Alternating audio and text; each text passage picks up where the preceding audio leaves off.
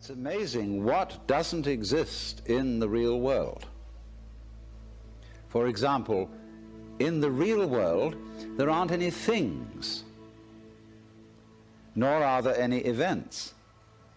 That doesn't mean to say that the real world is a perfectly featureless blank. It means that it is a marvelous system of wiggles in which we descry things and events in the same way as we would project images on a Rorschach blot, or pick out particular groups of stars in the sky and call them constellations, as if they were separate groups of stars. Well, they're groups of stars in the mind's eye, in our system of concepts. They are not out there as constellations already grouped in the sky. So in the same way, the difference between myself and all the rest of the universe is nothing more than an idea. It is not a real difference. And meditation is the way in which we come to feel our basic inseparability from the whole universe. And what that requires is that we shut up. That is to say, that we become interiorly silent and cease from the interminable chatter that goes on inside our skulls. Because you see, most of us think compulsively all the time. That is to say, we talk to ourselves. And I remember when I was a boy, we had a common saying, talking to yourself is the first sign of madness. Now, obviously, if I talk all the time, I don't hear what anyone else has to say. And so in exactly the same way, if I think all the time, that is to say, if I talk to myself all the time, I don't have anything to think about except thoughts. And therefore I'm living entirely in the world of symbols, and I'm never in relationship with reality. All right, now that's the first basic reason for meditation. But there is another sense, and this is going to be a little bit more difficult to understand, why we could say that meditation doesn't have a reason or doesn't have a purpose. And in this respect, it's unlike almost all other things that we do, except perhaps making music and dancing. Because when we make music, we don't do it in order to reach a certain point, such as the end of the composition. If that were the purpose of music, to get to the end of the piece, then obviously the fastest players would be the best. And so likewise, when we are dancing, we are not aiming to arrive at a particular place on the floor, as we would be if we were taking a journey. When we dance, the journey itself is the point. When we play music, the playing itself is the point. And exactly the same thing is true in meditation.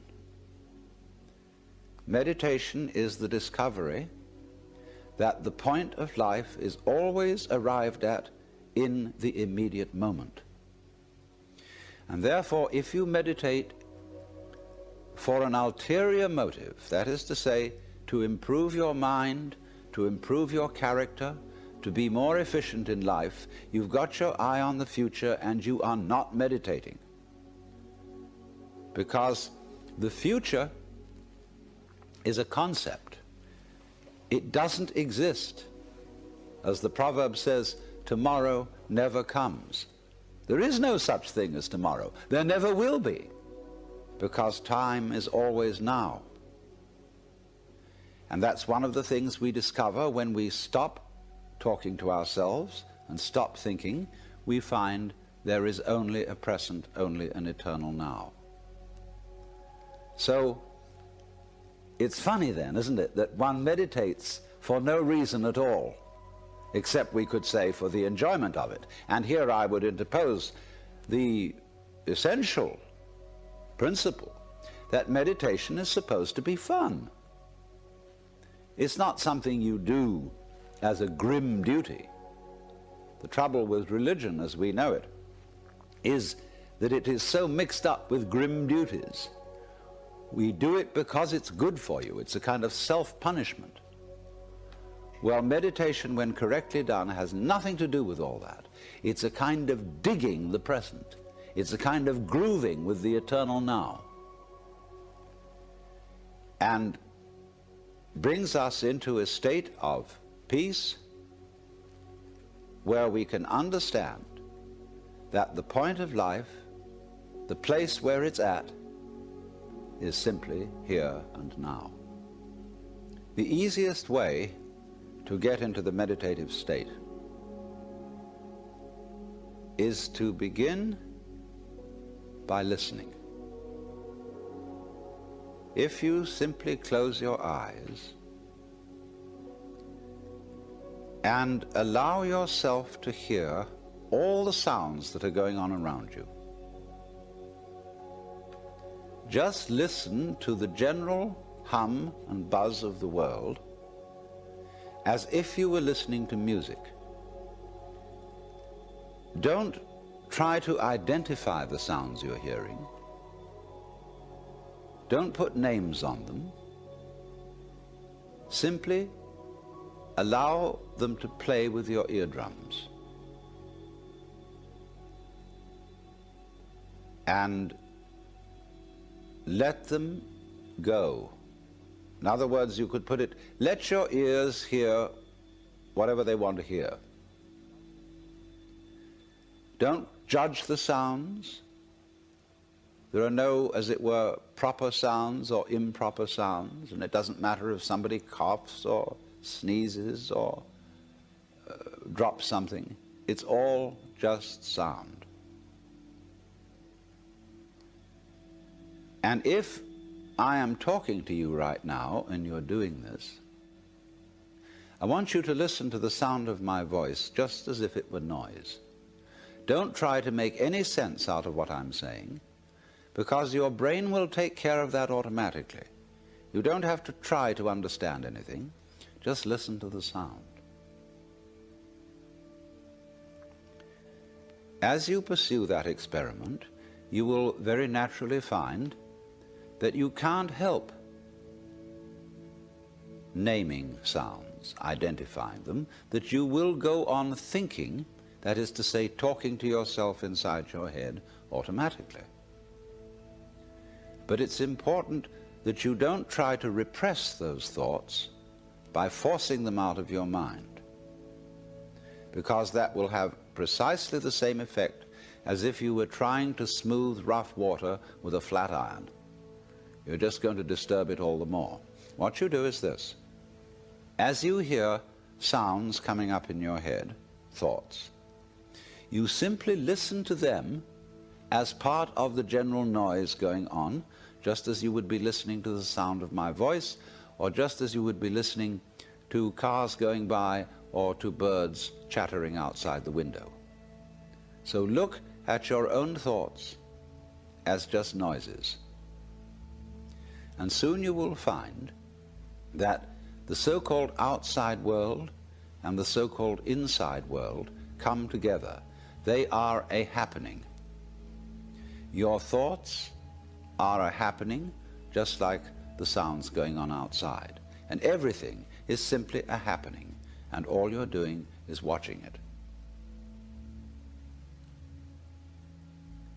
Now, in this process, another thing that is happening that is very important is that you're breathing.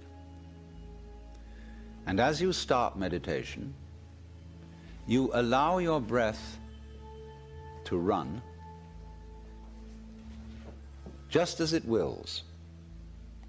In other words, don't do at first any breathing exercise, but just watch your breath breathing the way it wants to breathe.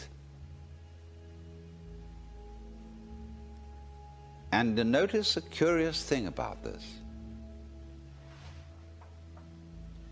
You say in the ordinary way, I breathe, because you feel that breathing is something that you are doing voluntarily just in the same way as you might be walking or talking.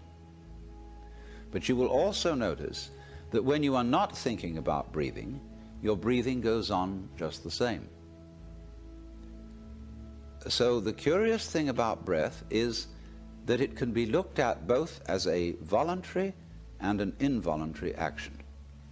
You can feel on the one hand, I am doing it, and on the other hand, it is happening to me. And that is why breathing is a most important part of meditation, because it is going to show you, as you become aware of your breath, that the hard and fast division that we make between what we do on the one hand and what happens to us on the other is arbitrary. So that as you watch your breathing, you will become aware that both the voluntary and the involuntary aspects of your experience are all one happening. Now that may at first seem a little scary, because you may think, well, am I just the puppet of a happening, the mere passive witness of something that's going on completely beyond my control? Or on the other hand, am I really doing everything that's going along? Well, if I were, I should be God. And that would be very embarrassing, because I would be in charge of everything. That would be a terribly responsible position. The truth of the matter, as you will see it, is that both things are true. You can see it that everything is happening to you, and on the other hand, you're doing everything. For example, it's your eyes that are turning the sun into light. It's the nerve ends in your skin that are turning electric vibrations in the air into heat and temperature. It's your eardrums that are turning vibrations in the air into sound, and in that way you are creating the world. But when we're not talking about it, when we're not philosophizing about it, then there is just this happening, this and we won't give it a name.